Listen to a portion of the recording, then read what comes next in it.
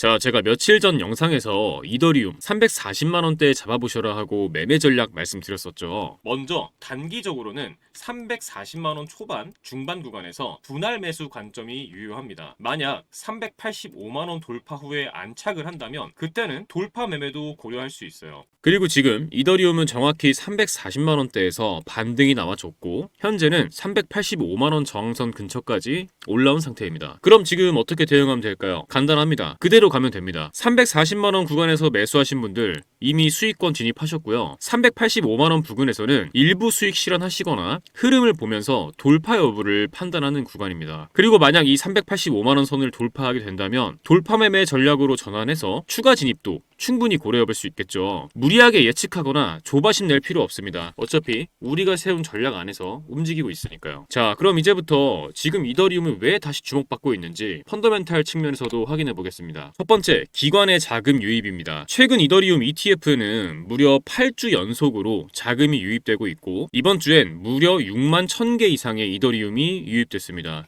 하루 기준으로도 18,400개, 금액으로는 약 700억 원 규모예요. 이건 단순히 숫자 하나 더 늘어난 게 아니라 월가의 자금이 이더리움으로 본격 유입되고 있다는 신호입니다. 비트와이즈의 CIO는 이렇게 말했죠. 이더리움 ETF 하나만으로도 올해 최대 100억 달러가 유입될 수 있다. 이건 단기 트레이딩 세력이 아니라 진짜 자금이 이더리움을 사들이고 있다는 뜻이에요. 시장의 무게 중심이 점점 이더리움으로 이동하고 있다는 거죠. 자, 두 번째는 공급량이 점점 줄어들고 있습니다. 가격이 오르려면 사려는 사람만 많아서는 안 돼요. 팔 사람도 줄어야 되는 거거든요. 지금 이더리움은 거래소에서 계속 빠져나가고 있고 스테이킹된 이더리움은 사상 최대치를 기록하고 있습니다. 그리고 매일 일정량의 이더리움이 자동으로 소각되죠. 완전히 사라지는 겁니다. 즉 수요는 늘었는데 공급은 줄고 이거는 뭐 전형적인 강세 의 구조죠. 자, 세 번째는 생태계 자체가 살아있어요. 지금 레이어2, 디파이, NFT 다 조용해 보이지만 속은 꽤 뜨겁습니다. 일주일 새 디파이 TBL이 6% 증가했고 레이어2 트랜지션도 다시 올라오고 있어요. 예를 들어 아비트럼, 옵티미즘 TBL도 계속 오르고 있고